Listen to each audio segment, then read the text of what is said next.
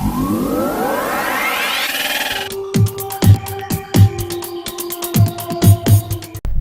Friends and welcome back to RSL tutor. और अब इस लेक्चर के अंदर, जैसे कि अभी लास्ट लेक्चर में हम लोगों ने ग्रेडियंट्स के ऊपर बात की है, तो अब इस लेक्चर के अंदर जैसे पिछले कुछ लेक्चर्स में हम लोगों ने बॉर्डर्स वगैरह और ग्रेडियंट्स वगैरह के साथ काम किया है, तो अब हम यहाँ पर क्या करेंगे कि एक वेब पेज जो है वो रेडी करेंगे और उसके अंदर हम क्या चीज़ें इस्तेमाल करेंगे, बैकग्राउंड, ग्रेडियंट्स और बॉर्डर्स के ऊपर थोड़ा सा काम करेंगे। और जैसे कि हमारा पिछला जो एक लेक्चर था नंबर 31 वाला, उसी को हम कॉपी करेंगे नंबर 36 के अंदर। जैसे कि हमारे पास 31 के अंदर माइट भी एक पेज हम लोगों ने रेडी किया था, बिल्कुल ये आपके पास मौजूद है। अब इसी के ऊपर हम लोग मज़ीद थोड़ा सा काम करेंगे और मैं दिखाऊंगा आपको कि किस तरीके से जो है वो ग्रेडियंट्स के साथ भी हम लोग काम कर सकते हैं। एक वेब पेज के ऊपर ग्रेडियंट कैसे अप्लाई कर सकते हैं। अभी यहाँ पर आपके पास जो है एक पेज जो है वो यहाँ पर रेडी है। इसमें थोड़ी सी चीज़ें और ऐड कर देंगे हम लोग 36, और इसे हम ओपन कर लेंगे अपने ड्रीम व्यूअर के अंदर। और नंबर 35 वाला जो है, इसको हम अपने वेब पेज में ओपन करके इसमें से थोड़ा सा टेक्स्ट जो है वो हम कॉपी करेंगे कुछ, ताकि हम अपने पेज में थोड़ा सा टेक्स्ट भी ऐड कर दें और अपने पेज को थोड़ा सा बड़ा करेंगे। अब हमारे पास ये एक वेब पेज है, ठीक है, इसको मैं ब्राउज़र में ओपन करता हूँ आपके सामने। अब ये एक वेब पेज है आपके पास। अब इसको थोड़ा सा इन्हांस करेंगे और थोड़ा सा बड़ा करेंगे इसको, माई शॉप को। और यहाँ पर जैसे कि ये हमारे पास टेक्स्ट मौजूद है, इस टेक्स्ट को हम चेंज कर देंगे अपने टेक्स्ट के अंदर। इसको पैराग्राफ बना देंगे, इसको भी एक पैराग्राफ में कन्वर्ट कर देंगे, और इसको भी एक पैराग्राफ बना देंगे। और हमारे पास जो है ये एक डिफ थी जो कि अवेलेबल है, एक्यूरेट पैराग्राफ बन गए आपके पास, ठीक है। सेव करते हैं, चेक करते हैं थोड़ा सा इसमें क्या चेंजेस हो गई हमारे पास। तो अब ये काफ़ी लंबा पेज हो गया। अब इसके ऊपर थोड़ा सा हम CSS में चेंजेस करेंगे यहाँ पे, और इसको हम करेंगे 800 px, मार्जिन ऑटो, ठीक है, सही है, बिल्कुल एक्यूरेट हो गया है। और जैसे कि यहाँ पर इसको हम 10 px करेंगे, मार्जिन को थोड़ा कम करेंगे हमारे इस पेज के लिए, ठीक है, ये भी हो गया एक्यूरेट। इमेज के ऊपर थोड़ा सा काम करते हैं। इमेज जो है हमारे पास, जैसे कि इसको हम थोड़ा सा बढ़ाएंगे, यानी कि 750 कर देते हैं ताकि इमेज थोड़ी सी बड़ी हो जाए।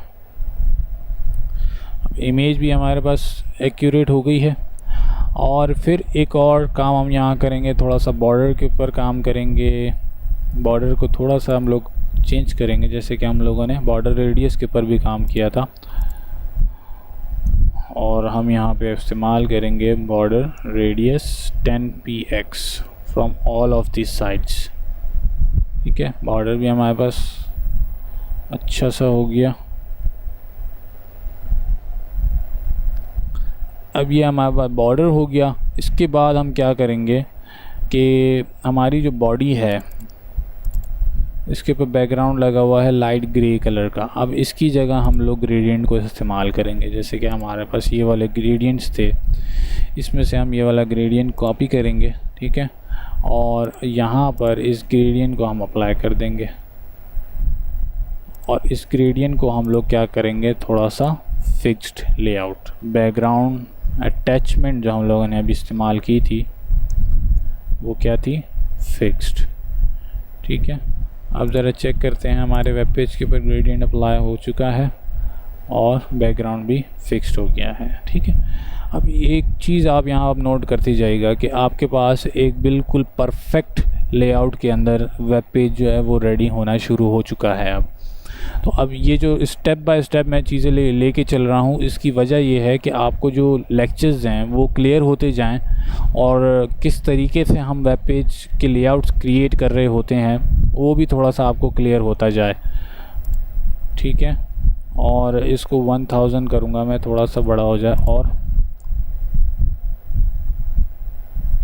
और हमारी जो इमेज है इसको भी हम करेंगे 950। ठीक है, अब ये इमेज हमारे पास ऐसी हो गई। और अब एक और चीज़ जो हमें करनी है, मेन क्लास के अंदर जो बैकग्राउंड कलर है इसको हम लोग अब ओपेसिटी भी जो है हम इसके अंदर यूज़ करेंगे। जैसे कि मैं अभी लास्ट लेक्चर्स में आपको क्लियर कर चुका हूँ ओपेसिटी के हवाले से बैकग्राउंड की। बैकग्राउंड भी अब हमारे पास बिल्कुल ओपेसिटी अब अप्लाई हो गई हमारे पास।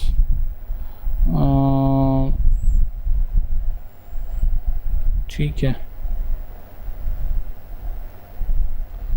थोड़ा सा हम क्या करेंगे, ग्रेडियंट थोड़ा सा चेंज करेंगे हम लोग, किसी और स्टाइल में करेंगे।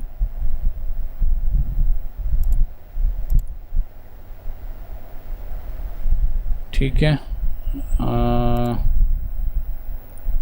ये सही है, इसको कॉपी करते हैं और इस ग्रेडियंट की जगह अब हम लोग ये वाला ग्रेडियंट अप्लाई कर देते हैं। Save and refresh.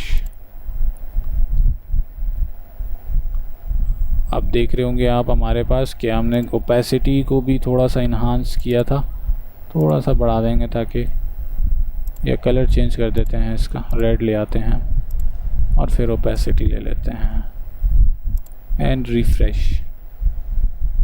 तो हमारे पास अब ओपेसिटी भी जो है वो अप्लाई हो गई है और कलर जो है इसका टेक्स्ट का वो हम करेंगे वाइट।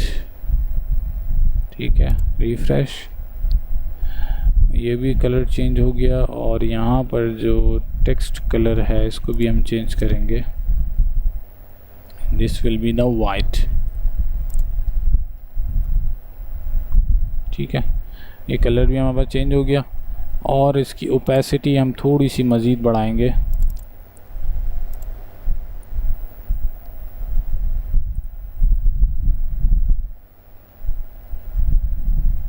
तो बैकग्राउंड का जो कलर है वो भी थोड़ा सा चेंज हो गया और बॉर्डर का जो कलर है वो भी हम थोड़ा वेब के हिसाब से कर देते हैं ताकि एक क्लियर लुक आए ना, गोला गंडा तो ना बने कम से कम, जैसे कि मिसाल है। तो ये आपके पास जो है वो एक वेब पेज बिल्कुल रेडी हो गया है जिसके अंदर हम लोगों ने बॉर्डर्स भी इस्तेमाल किए, ग्रेडियंट्स भी इस्तेमाल किए, ओपेसिटी वगैरह सारी की सारी चीज़ें हम लोगों ने इसके अंदर इस्तेमाल की है। तो आप इसका कोड अगर लेना चाहते हो तो मैं आपको पहले भी लोकेशन बता चुका हूँ, readystudylearn.com के ऊपर जाएंगे आप, वहाँ से फ्री HTML एंड CSS का जो कोर्स का जो आर्टिकल है वहाँ जाएंगे, वहाँ पे लिंक अवेलेबल है, वहाँ से आप हर लेक्चर की फ़ाइल जो है वो उठा सकते हो कि किस किस तरीके से जो है वो कोड किया गया है। हर कोड को आप खुद ही जो है वो ब्रीफली थॉरली रीड कर सकते हो ताकि आपके जो कॉन्सेप्ट्स हैं वो मज़ीद क्लियर होते रहें। तो अब इस लेक्चर को मैं यहीं क्लोज़ करूँगा और फिर नेक्स्ट लेक्चर के अंदर हम लोग क्या करेंगे, फ्लोट वेब कंटेंट इन 2 और 3 कॉलम। बहुत ही इम्पॉर्टेंट चीज़ है, जिसको ये चीज़ बिल्कुल क्लियरली समझ में आ गई वो वेब लेआउट्स बहुत ही ज़बरदस्त तरीके से जो है वो बना सकता है। तो अब इस लेक्चर को मैं यहीं क्लोज़ करता हूँ, मिलते हैं नेक्स्ट लेक्चर के अंदर, तब तक के लिए अल्लाह हाफिज़।